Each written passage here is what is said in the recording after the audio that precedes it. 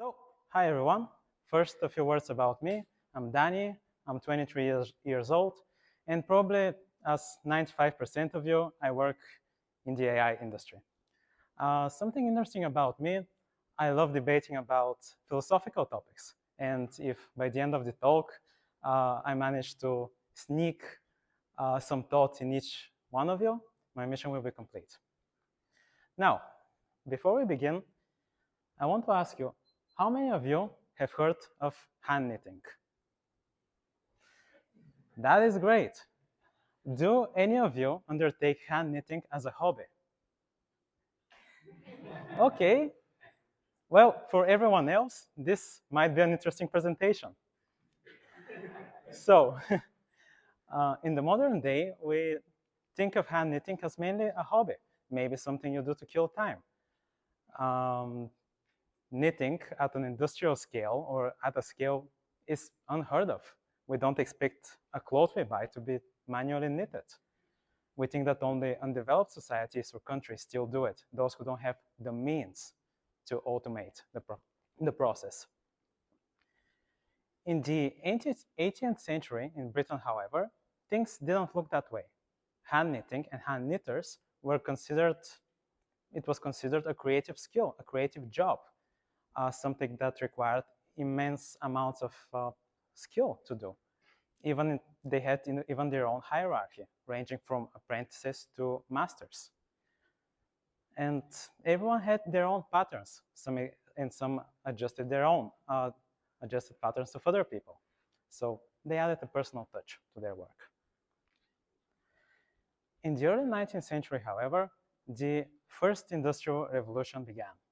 Steam-powered mechanical knitting machines were replacing humans with their creative jobs. Master artisans were being demoted to mere factory workers, and not everybody was happy with the changes.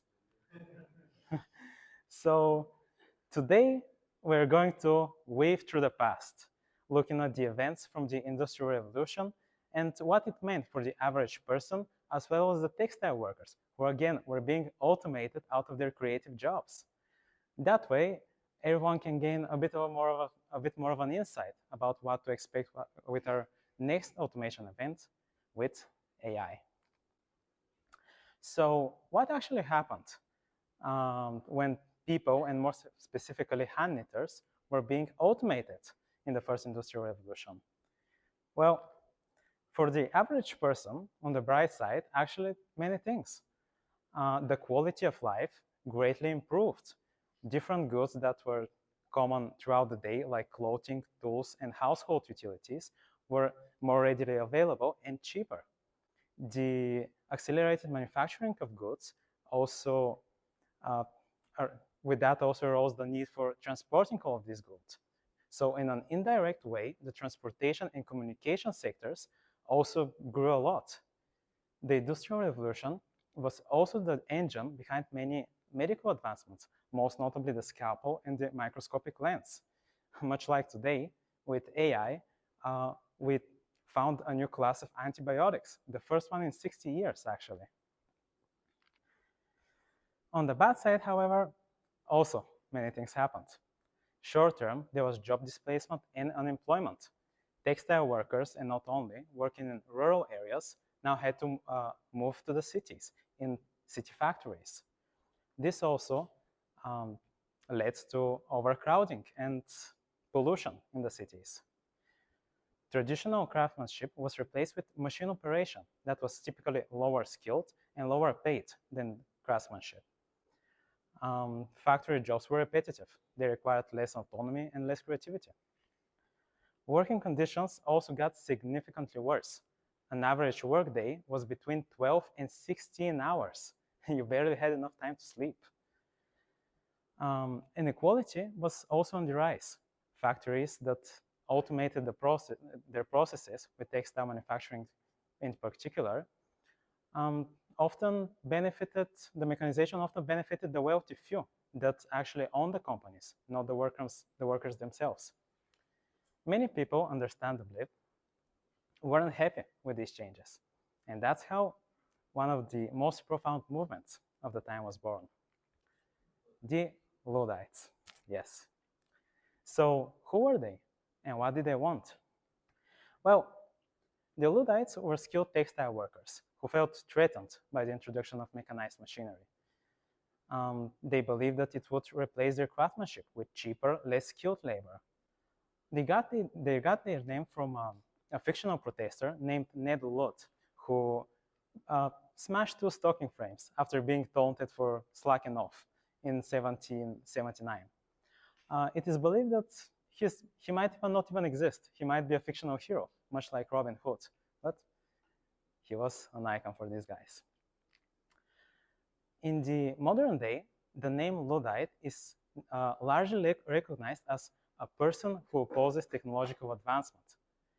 But this is actually quite far away from the truth. The Luddites were not opposed to the technology itself, but rather the way it was used to undermine traditional labor practices and degrade the quality of the goods. Just like in the modern day, with generative AI tools, we have a more lot quantity and speed in our code generation, but less quality. The same can be said with diffusion models, the models that make images. We have a lot more quantity and speed, but less quality and emotion in our photos. The goals of the Luddites were mainly centered on preserving the quality of their work and ensuring fair labor practices. They saw the implementation of a minimal working wage, adherence to working standards, labor standards, and the imposition of taxes. So they create funds for worker pensions. The most notable aspect of the Luddite movement is their method of protest, which involved breaking into factories and destroying the machinery that they believed was responsible for their plight. The Luddites were smart, actually. Their attacks were coordinated, and they attacked factories at night, breaking in, destroying only some pre-marked machinery, and then vanishing. They mainly targeted factories that produced vast quantities of low-quality textile, and even more specifically, the machines that produced that textile, and factories who got rid of their master artisans in favor of machines and lower-skilled workers. In the modern day, a similar technique, a similar attack is actually called model poisoning. Artists use tools such as Nightshade, which makes specific subtle changes to images. Ironically, Nightshade works with another AI to make that. For a human, these changes are not noticeable, but for a diffusion model, like stable diffusion, it completely messes up the training data. Here, on the left side, we see a stable diffusion XL model, a clean one. Then, this model is continuously trained on another 100,000 samples from the Lion 5B dataset.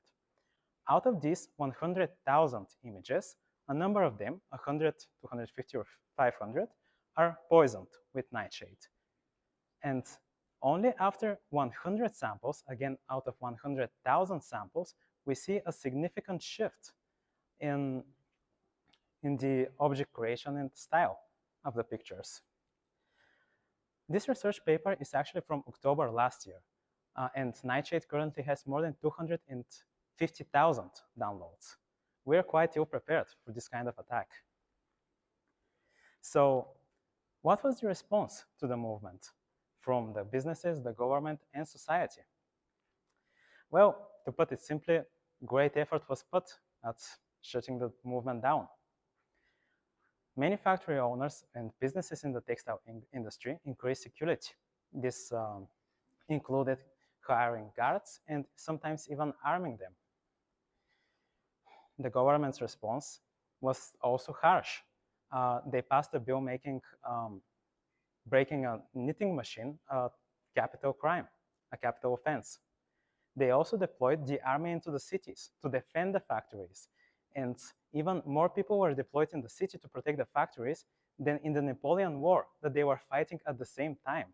This is how big of an issue it was at the time.